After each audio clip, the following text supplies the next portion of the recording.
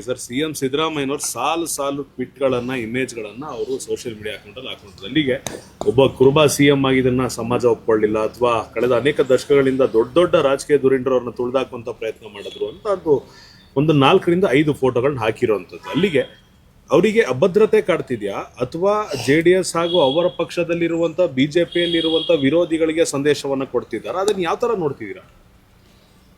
ನನಗೆ ಯಾವ ಒಂದು ಅರ್ಥದಲ್ಲಿ ಇವೆಲ್ಲವೂ ಕೂಡ ಸಾರ್ವಜನಿಕ ವಲಯದಲ್ಲೇ ಹೊರಗಾಕಿದ್ದಾರೆ ನನಗೆ ಗೊತ್ತಿಲ್ಲ. ಆದರೆ ಒಂದು, ಮಾನ್ಯ ಮುಖ್ಯಮಂತ್ರಿಗಳು ಜನತಾದಳ ಪಕ್ಷದಲ್ಲಿ ಇದ್ದಂಥ ಸಂದರ್ಭದಲ್ಲಿ, ಇವತ್ತು ಜನತಾದಳ ಪಕ್ಷ ಅಂದರೆ ಭಾಳ ಜನ ಒಕ್ಕಲಿಗರಿಗೆ ಸೀಮಿತವಾಗಿರ್ತಕ್ಕಂಥ ಪಕ್ಷ ಅಂತಕ್ಕಂಥದ್ದು ಒಂದು ರೀತಿ ತಪ್ಪು ಕಲ್ಪನೆಯನ್ನು ಹೊರಡಿಸ್ಬಿಟ್ಟಿದ್ದಾರೆ. ಆದರೆ ದೇವೇಗೌಡರು ಸಾಹೇಬರು ರಾಜಕಾರಣ ಜೀವನದಲ್ಲಿ ಇವತ್ತೇನು ರಾಜ್ಯದ ಮುಖ್ಯಮಂತ್ರಿಗಳಿದ್ದಾರೆ ಅವ್ರನ್ನ ಉಪಮುಖ್ಯಮಂತ್ರಿ ಸ್ಥಾನಕ್ಕೆ ತೆಗೆದುಕೊಂಡು ಹೋಗಿ ಕೂರಿಸಿದ್ರು.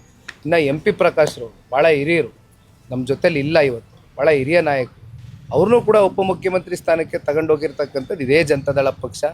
ನನಗೆ ಗೊತ್ತಿಲ್ಲ ಯಾವ ಒಂದು ಹಿನ್ನೆಲೆಯಲ್ಲಿ ಇವತ್ತು ಮುಖ್ಯಮಂತ್ರಿಗಳು ಇವೆಲ್ಲ ಚರ್ಚೆ ಮಾಡ್ತಾ ಇದ್ದಾರೆ ಅಂತ. ಬಹುಶಃ ನಮಗೆ ನಿಮಗೆ ಗೊತ್ತಿದ್ದಂಗೆ ಸೀಟಿನ ವಿಚಾರವಾಗಿ ಇವೆಲ್ಲ ಚರ್ಚೆಗಳು ಉದ್ಭವ ಆಗಿದೆ.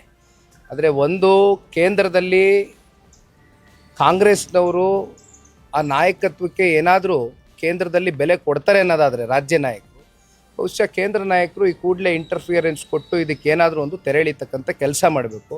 ಇಲ್ಲಾಂದರೆ ಇದೇ ನೆಪ ಹೊಡ್ಕೊಂಡು ಇನ್ನೊಂದು 2 ವರ್ಷ ಇದೇ ರೀತಿ ಕಾಲಹರಣ ಮಾಡ್ಕೊಂಡು